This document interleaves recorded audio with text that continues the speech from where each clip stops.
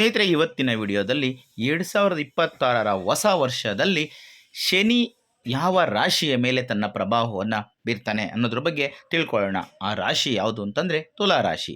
ತುಲಾ ರಾಶಿಯವರ ಮೇಲೆ ಶನಿಯ ಪ್ರಭಾವ ಈ 2026ರ ವರ್ಷ ಪೂರ್ತಿ ಯಾವ ರೀತಿ ಇರುತ್ತೆ ಅನ್ನೋದನ್ನು ಇವತ್ತಿನ ವಿಡಿಯೋದಲ್ಲಿ ತಿಳಿಸ್ಕೊಡ್ತೀನಿ.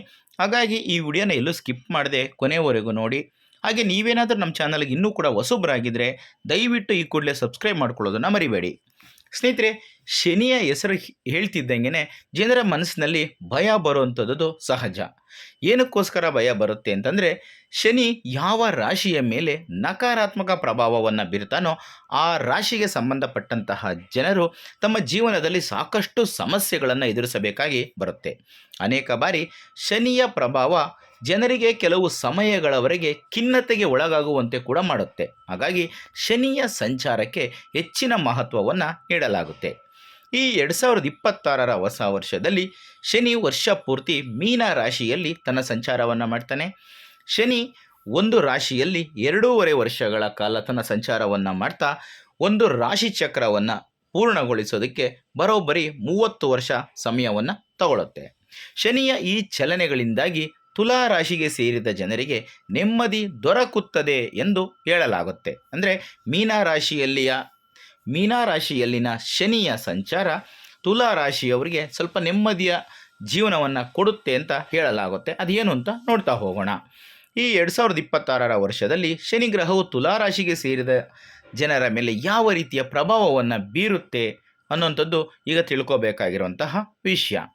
ಸ್ನೇಹಿತರೆ, ಶನಿ 2026ರ ವರ್ಷ ಪೂರ್ತಿ ಮೀನ ರಾಶಿಯಲ್ಲಿಯೇ ಚಲಿಸುವ ಕಾರಣ ತುಲಾ ರಾಶಿಗೆ ಸೇರಿದ ಜನರಿಗೆ ಸಾಕಷ್ಟು ಶುಭ ಫಲಗಳ ಪ್ರಾಪ್ತಿಯಾಗುತ್ತೆ. ಈ ರಾಶಿಗೆ ಸೇರಿದ ಜನರು ಶನಿಯ ಕಾರಣದಿಂದಾಗಿ ಯಾವುದೇ ರೀತಿಯ ದೊಡ್ಡ ಸಮಸ್ಯೆಯನ್ನು ಕೂಡ ಎದುರಿಸುವಂತಹ ಪರಿಸ್ಥಿತಿ ಬರೋದಿಲ್ಲ. ಹಾಗೆಯೇ ತುಲಾರಾಶಿಗೆ ಸೇರಿದ ಜನರ ಅಪೂರ್ಣ ಕೆಲಸಗಳೆಲ್ಲವೂ ಕೂಡ ಈ ಸಂದರ್ಭದಲ್ಲಿ ಶನಿಯ ಕೃಪೆಯಿಂದಾಗಿ ಯಶಸ್ವಿಯಾಗಿ ಪೂರ್ಣಗೊಳ್ಳುವಂತಹ ಯೋಗ ಬರುತ್ತೆ. ಹಾಗೆ ನೀವು ಯಾರಿಗಾದರೂ ಹಣವನ್ನು ಸಾಲವಾಗಿ ನೀಡಿದ್ದರೆ, ಅಂದರೆ ತುಲಾರಾಶಿಯವರು ಯಾರಿಗಾದರೂ ಹಣವನ್ನು ಸಾಲವಾಗಿ ನೀಡಿದರೆ ಈ ಸಂದರ್ಭದಲ್ಲಿ ಅದು ನಿಮಗೆ ವಾಪಸ್ಸು ಬರುವಂತಹ ಯೋಗ ಲಭಿಸುತ್ತದೆ.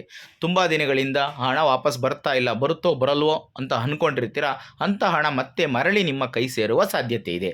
ಇನ್ನು ಪ್ರೇಮ ಸಂಬಂಧಕ್ಕೆ ಸಂಬಂಧಿಸಿದಂತೆ ತುಲಾರಾಶಿಗೆ ಸೇರಿದ ಜನರು ಯಶಸ್ಸನ್ನು ಗಳಿಸ್ತಾರೆ, ಅಂದರೆ ಅವರ ಪ್ರೇಮ ಸಕ್ಸಸ್ ಆಗುತ್ತೆ. ಹಾಗೆ ವಿದೇಶಕ್ಕೆ ತೆರಳಬೇಕೆಂಬ ಆಸೆಯನ್ನು ಹೊಂದಿರುವ ತುಲಾರಾಶಿಯ ಜನರು ಈ ವರ್ಷದಲ್ಲಿ ತಮ್ಮ ಆಸೆಯನ್ನು ನೆರವೇರಿಸಿಕೊಳ್ಳುವಂತಹ ಯೋಗ ಲಭಿಸುತ್ತೆ.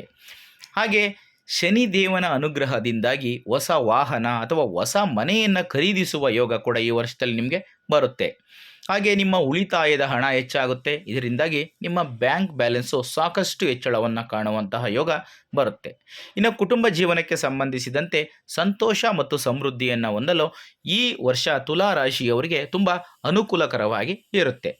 ಇನ್ನು 138 ದಿನಗಳ ಕಾಲ ಶನಿ ಹಿಮ್ಮುಖ ಚಲನೆಯಲ್ಲಿ ಇರ್ತಾನೆ. ಆ ಸಂದರ್ಭದಲ್ಲಿ ಏನಾಗುತ್ತೆ ಅಂತ ನೋಡೋಣ. ಪ್ರತಿ ವರ್ಷ ಶನಿ ಗ್ರಹ ಸುಮಾರು 4 ತಿಂಗಳುಗಳ ಕಾಲ ತನ್ನ ಹಿಮ್ಮುಖ ಸಂಚಾರವನ್ನು ಮಾಡುತ್ತೆ. ಈ ವರ್ಷದಲ್ಲಿ ಶನಿಯು 2026ರ ಜುಲೈ 27ರಿಂದ ಡಿಸೆಂಬರ್ 11ರವರೆಗೆ, ಅಂದರೆ ಸರಿಸುಮಾರು 138 ದಿನಗಳ ಕಾಲ ತನ್ನ ಹಿಮ್ಮುಖ ಚಲನೆಯನ್ನು ಮಾಡುತ್ತೆ. ಈ ಸಂದರ್ಭದಲ್ಲಿ ತುಲಾರಾಶಿಗೆ ಸೇರಿದ ಜನರು ಕೆಲವು ಸಣ್ಣ ಪುಟ್ಟ ಸಮಸ್ಯೆಗಳನ್ನು ಎದುರಿಸಬೇಕಾಗಿ ಬರುತ್ತೆ. ಈ ಅವಧಿಯಲ್ಲಿ ನಿಮ್ಮ ಶತ್ರುಗಳು ಸಾಕಷ್ಟು ಸಕ್ರಿಯರಾಗುತ್ತಾರೆ. ಹಾಗೆ ನಿಮ್ಮ ಮೇಲೆ ಸಂಚುಗಳನ್ನು ರೂಪಿಸುವಂತಹ ಪ್ರಯತ್ನವನ್ನು ಕೂಡ ಮಾಡಬಹುದು. ಹಾಗೆ ಹಣಕಾಸಿಗೆ ಸಂಬಂಧಿಸಿದಂತೆ ಯಾವುದೇ ರೀತಿಯ ವಹಿವಾಟು ನಡೆಸುವ ಸಂದರ್ಭದಲ್ಲಿ ತುಲಾರಾಶಿಗೆ ಸೇರಿದ ಜನರು ತುಂಬ ಎಚ್ಚರಿಕೆಯಿಂದ ಇರಬೇಕಾಗುತ್ತೆ. ಇಲ್ಲದಿದ್ದರೆ ನಷ್ಟ ಉಂಟಾಗುವ ಸಾಧ್ಯತೆ ಇದೆ. ಜೊತೆಗೆ ಯಾವುದೇ ರೀತಿಯ ಕಾಗದ ಪತ್ರಕ್ಕೆ ಸರಿಯಾಗಿ ಕಾಗದ ಪತ್ರವನ್ನು ಪರಿಶೀಲನೆ ಮಾಡದೆ ಓದದೆ ಸಹಿಯನ್ನು ಹಾಕುವುದು ದೊಡ್ಡ ತಪ್ಪು. ಇದರಲ್ಲಿ ತುಂಬ ಎಚ್ಚರಿಕೆಯನ್ನು ತಗೋಬೇಕಾಗುತ್ತೆ. ಇಲ್ಲಾಂದರೆ ಭಾರಿ ಪ್ರಮಾಣದ ನಷ್ಟವನ್ನು ನೀವು ಎದುರಿಸಬೇಕಾಗುತ್ತೆ. ಹಾಗೆ ನಿಮ್ಮ ಶತ್ರುಗಳು ನಿಮ್ಮ ಮೇಲೆ ಯಾವುದೇ ರೀತಿಯ ಸಂಚನ್ನು ರೂಪಿಸಿದರೂ ಕೂಡ ಶನಿದೇವನ ಕೃಪೆ ಇರೋದರಿಂದ ನಿಮಗೆ ಯಾವುದೇ ರೀತಿಯ ದೊಡ್ಡ ಗಂಡಾಂತರಗಳು ಕೂಡ ಬರೋದಿಲ್ಲ.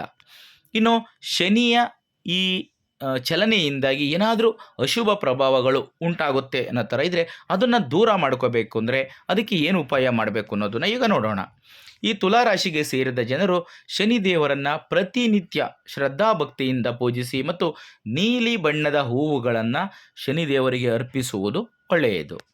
ಇನ್ನು ತುಲಾರಾಶಿಗೆ ಸೇರಿದ ಜನರು ಮನೆಯಲ್ಲಿ ಶನಿ ಯಂತ್ರವನ್ನು ಸ್ಥಾಪನೆ ಮಾಡುವುದು ಉತ್ತಮ ಮತ್ತು ಪ್ರತಿನಿತ್ಯ ಈ ಶನಿ ಯಂತ್ರದ ದರ್ಶನವನ್ನು ಪಡೆಯುವುದು ತುಂಬ ಒಳ್ಳೆಯದು.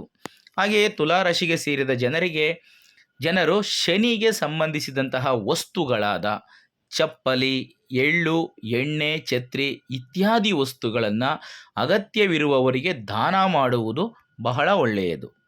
ಇನ್ನು ಶನಿದೇವನ ಮಂತ್ರವನ್ನು ಪಠಿಸುವುದು ಕೂಡ ತುಂಬ ಒಳ್ಳೆಯದು. ಪ್ರತಿ ಶನಿವಾರ ತುಲಾರಾಶಿಯ ಜನರು ಶನಿದೇವನಿಗೆ ಅಭಿಷೇಕವನ್ನು ಮಾಡಬೇಕು.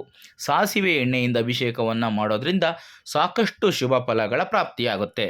ಹಾಗಾಗಿ ಈ ಶನಿದೇವನ ಸಂಚಾರವು ಈ ಹೊಸ ವರ್ಷದಲ್ಲಿ ತುಲಾರಾಶಿಗೆ ಸೇರಿದ ಜನರಿಗೆ ಸಾಕಷ್ಟು ಶುಭವನ್ನು ಉಂಟು ಮಾಡುತ್ತೆ. ಅಂದರೆ ಶನಿದೇವನ ಈ ಚಲನೆಯ ಕಾರಣದಿಂದಾಗಿ, ಅಂದರೆ ಶನಿದೇವರು ಮೀನ ರಾಶಿಯಲ್ಲಿ ಸಂಚರಿಸುವ ಕಾರಣದಿಂದಾಗಿ ಈ ಹೊಸ ವರ್ಷದಲ್ಲಿ ತುಲಾರಾಶಿಗೆ ಸೇರಿದ ಜನರು ಯಾವುದೇ ರೀತಿಯ ಕಷ್ಟ ಹಾಗೂ ಸಮಸ್ಯೆಗಳನ್ನು ಎದುರಿಸಬೇಕಾದಂತಹ ಸ್ಥಿತಿ ನಿರ್ಮಾಣ ಆಗೋದಿಲ್ಲ. ಯಾವುದೇ ರೀತಿಯ ಸಮಸ್ಯೆಗಳು ಬರುವಂತಹ ಸಂದರ್ಭ ಬಂದರೂ ಕೂಡ ಅದು ಯಾವುದೇ ರೀತಿಯ ದುಷ್ಪರಿಣಾಮಗಳನ್ನು ಬೀರೋದಿಲ್ಲ. ಶನಿದೇವನ ಕೃಪೆ ನಿಮ್ಮ ಮೇಲಿರುತ್ತೆ. ಹಾಗಾಗಿ ಶನಿದೇವರು ನಿಮ್ಮನ್ನು ಕಾಪಾಡ್ತಾರೆ. ಜೊತೆಗೆ ನಿಮ್ಮ ಅಪೂರ್ಣ ಕೆಲಸಗಳು ಎಲ್ಲ ಕೂಡ ಈ ಅವಧಿಯಲ್ಲಿ ಯಶಸ್ವಿಯಾಗಿ ಪೂರ್ಣ ಪ್ರಮಾಣದಲ್ಲಿ ಪೂರ್ಣಗೊಳ್ಳುತ್ತೆ. ನಿಮಗೆ ಮತ್ತಷ್ಟು ಪ್ರಯೋಜನಗಳು ಉಂಟಾಗುವಂತೆ ಮಾಡುತ್ತೆ. ಸ್ನೇಹಿತರೆ, ಇದಿಷ್ಟು ಇವತ್ತಿನ ವಿಡಿಯೋದಲ್ಲಿನ ಮಾಹಿತಿ. ಈ ಮಾಹಿತಿ ನಿಮಗೆ ಇಷ್ಟ ಆದರೆ ಈ ವಿಡಿಯೋಗೆ ಒಂದು ಲೈಕ್ ಕೊಡಿ. ಹಾಗೆ ಈ ವಿಡಿಯೋನ ಶೇರ್ ಮಾಡೋದನ್ನು ಯಾವುದೇ ಕಾರಣಕ್ಕೂ ಮರಿಬೇಡಿ. ಇಂಥದ್ದೇ ಮತ್ತಷ್ಟು ಮಾಹಿತಿಗಳಿಗಾಗಿ ನಮ್ಮ ಚಾನಲನ್ನು ಸಬ್ಸ್ಕ್ರೈಬ್ ಮಾಡಿಕೊಂಡು ಪ್ರತಿನಿತ್ಯ ನೋಡ್ತಾ ಇರಿ. ಮುಂದಿನ ವಿಡಿಯೋದಲ್ಲಿ ಮತ್ತೊಂದು ಹೊಸ ರಾಶಿ ಹೊಸ ವಿಷಯದೊಂದಿಗೆ ಸಿಗ್ತೀನಿ. ಎಲ್ರಿಗೂ ಕೂಡ ಒಳ್ಳೆಯದಾಗಲಿ. ಧನ್ಯವಾದಗಳು.